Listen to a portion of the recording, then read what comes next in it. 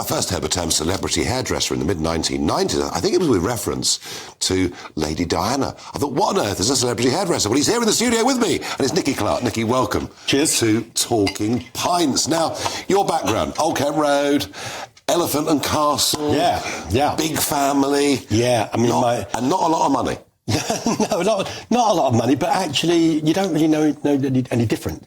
You know, the fact is, when I say to people, we had no bathroom and you go to the public baths and, you know, they just think, oh my God, what is that all about? I mean, but actually we didn't see it like that at all. I mean, it was a great place real sense of community. I mean, there were, I think, 4 or 5 members of our family in that street. I mean, you know, my mother was a Greek war bride. So they sort of came back and, you know, my father was very, you know, dashing in his Sergeant Major uniform. Not quite so dashing when he took the uniform off, according to my mother. It's like, what happened to the glamour there? However, you know, it was, you know, 6 children, you know, small 2-bedroom place. I mean, a lounge that, you know, was kind of tiny. And I remember when they rehoused us in the Haygate estate, which of course they pulled down recently as well.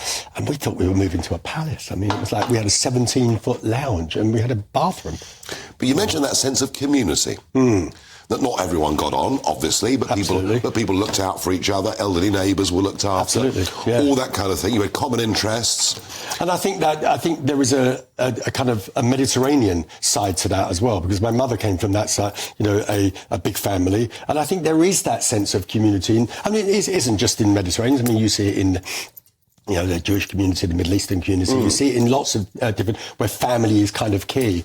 And I think that's really kind of what we sort of try and, you know, continue, really. I mean, certainly with, you know, children and stuff like that, you know, Sunday lunches were always, you know, the big thing. Yeah, really. But if you go down the Old Kent Road today... Very different. Very different, yeah. And that was quite some time ago as well, because we were very close to where the Thomas à Becket was. Yeah, I know, the boxing upstairs and all the rest of it. Yep. And I did go down there not so long ago, actually, and it really is very, very different. I mean, I'm not saying that's necessarily bad. I think we have a different view of things. Most people in London, Nicky, don't even know the names of the next-door neighbours. No, true. We've completely lost that sense of community that you grew up with, that you knew. I think it's a real problem. Yeah, I mean, I have to say sometimes I'm a bit guilty of it where I am now as well. You live in big houses, and I do see my neighbours, but, you know, it's not quite the same as it was back. Now, I guess from that background, you were a teenager, you want to become a hairdresser. Yeah, that must have been quite a difficult call. Yeah, that one was a really good call. My dad went, oh, God, what? I mean, it was just very funny. And certainly from the point of view of, you know, this was the early 70s. And so it wasn't really the choice of most people would do. No, but you did. Why? I don't know, actually. I mean, I went to a grammar school and I didn't do as well in the final exams, and I was kind of forced into sort of leaving. And you suddenly go, no idea what to do here, really. Yeah. But the idea of doing something in fashion. And, you know, I really kind of... I know that I was given some really good advice, actually, by somebody that said, just start at the bottom. Don't necessarily go to, you know, college or whatever. Not that there may not be anything wrong with those, but just start at the bottom. Go to the best place you can and start sweeping the floor. I wonder whether a few more kids today should follow that. Because I wonder that, you know, if you're really academic, then uni is the place you should go. But if you're not, I wonder what, you know, you're just wasting 3 years of your life, aren't you? I don't know. I mean, I've got a very strange view, because, I mean, my sister was the only one of us that went to university. In fact, I found out not so long ago, she was the first person to get a first-class honours degree in this country. A woman, first woman to get brilliant. But I don't know. You know, both my children did, and they're in finance, my older children.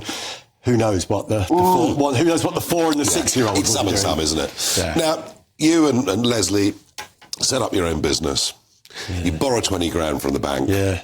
You're probably terrified when you start, aren't you? Do you know what? You probably don't know it, but there was a scene in the movie Shampoo where and Judy Christie, Warren Beatty, you know, he goes to the bank manager, and the bank manager says, what have you got? What kind of collateral have you got? And he says, I've got heads.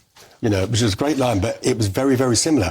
When I left where I was before at John Frieda, I had all the press on me, and it was a bit like kind of this madness going on. So we had all this tons of publicity. So we actually go into the bank and, Leslie did this wonderful business plan, and they sort of said, well, what have you got? And just like this, and just opened it. And it wasn't sort of small things. It was like front page of the Times. It was two half pages in the Financial Times. I mean, what's that all about?